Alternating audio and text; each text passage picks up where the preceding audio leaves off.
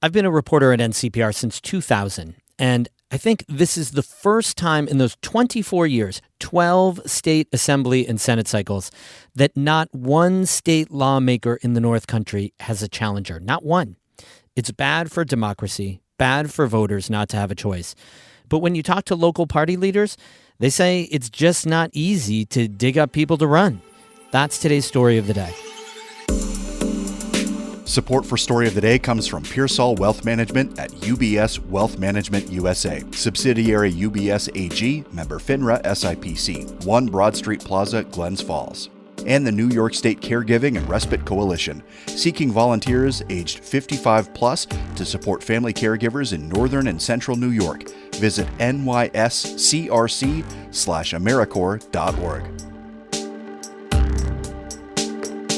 Hey, I'm David Sommerstein. It's Monday, November 4th, the day before Election Day. First up, the North Country's congressional district will likely remain red with the re-election of Republican Elise Stefanik. The real action for Congress is downstate, where some races are very tight.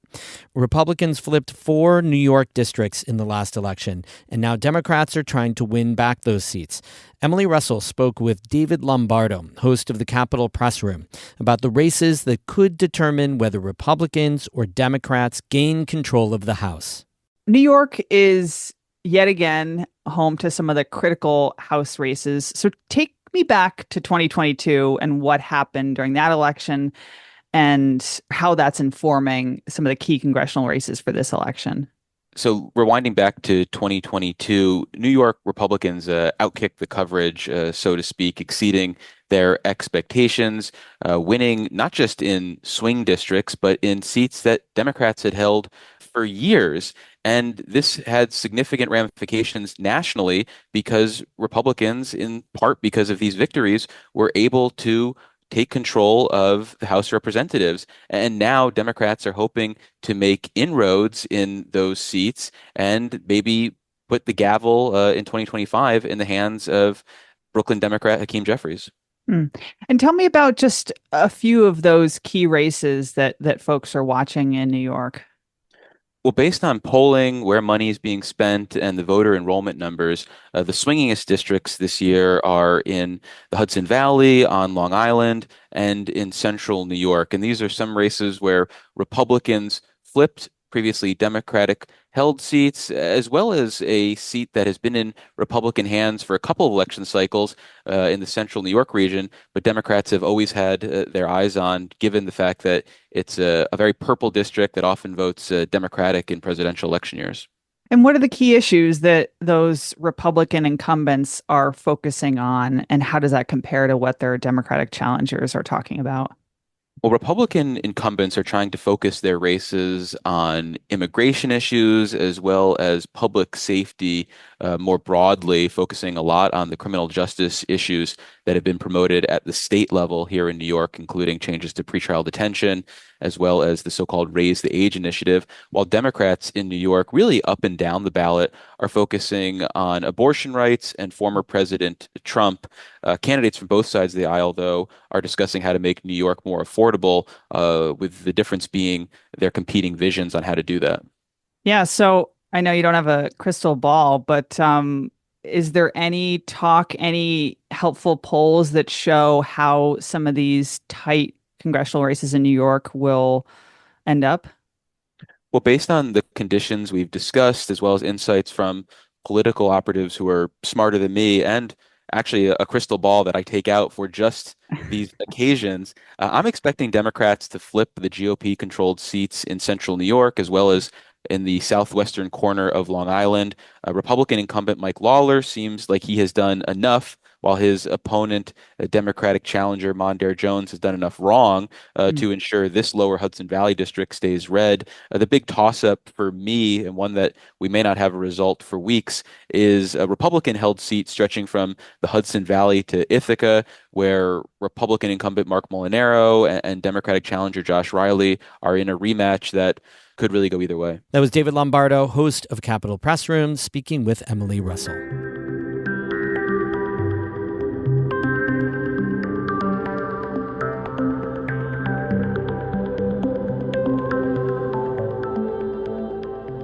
According to the New York Times, nearly 3/4 of races around the country are uncontested this year. That means there's only one candidate to vote for, and the North Country is no exception. NCPR intern Zach Jaworski reports. There are 7 state-level legislator races being decided in the North Country this week, 5 for state assembly and 2 for state senate. None of them are contested. Over the last decade, fewer than half of the North Country's races to send lawmakers to Albany have had more than one candidate.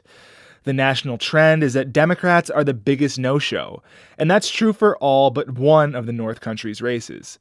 I'm not trying to drum up an opponent for myself, but certainly I never take it for granted. Billy Jones, a Democrat, is running unopposed for a 5th term in New York's 115th Assembly District, which represents Franklin, Clinton, and parts of Essex counties. Jones says that people may not be running because assembly elections happen too frequently. That's all people are doing is running for office, raising money, running for office. And I will say, it's hard to get things done for people, and that's all you're doing. Jones also says that others might not run because being a politician takes a lot of commitment, it costs money, you have to travel a lot, and you often get attacked on social media. In this political climate, maybe people don't want to get involved in it. Maybe people don't want to put their families through that. To run a good assembly campaign, you need a candidate for more than a year, especially when you're running against someone like Jones, who has name recognition in the area. That's Jerrica Manning, who became Clinton County's GOP chair just over a year ago. She says she would have liked to run a candidate against Jones, but she didn't have the time to find the right person. She also says her county isn't the only one in the 115th district. We have a very big geographical district and several counties who have to provide input. And you have to have a candidate who is well-known and comfortable with all of those counties. That's true for other assembly races as well. All 5 North Country districts span at least 2 counties. On the other side of the aisle, Dan Steck, a Republican, isn't being challenged for New York's 45th State Senate district. Clinton County's Democratic Commissioner Brandy Lloyd is trying to make sure that isn't the case next time. We're currently working on making sure that line on the Democratic line for that position in 26 is not without a quality candidate.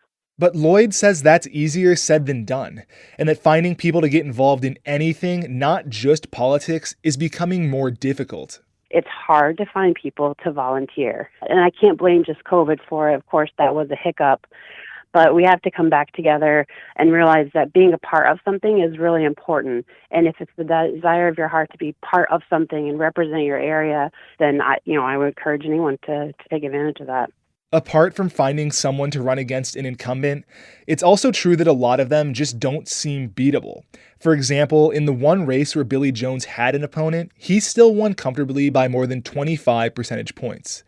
Of the 24 state assembly and senate races in the North Country since 2012, not one of them has been closer than 10 points. Grant Reher, a political science professor at Syracuse University, says potential candidates see these trends too. Why would I want to invest all this time, ask people to contribute to my campaign, probably put in some of my own money, have friends and family volunteer, knowing at the beginning that I'm not going to win? Sometimes constituents are genuinely just happy with the jobs their reps are doing.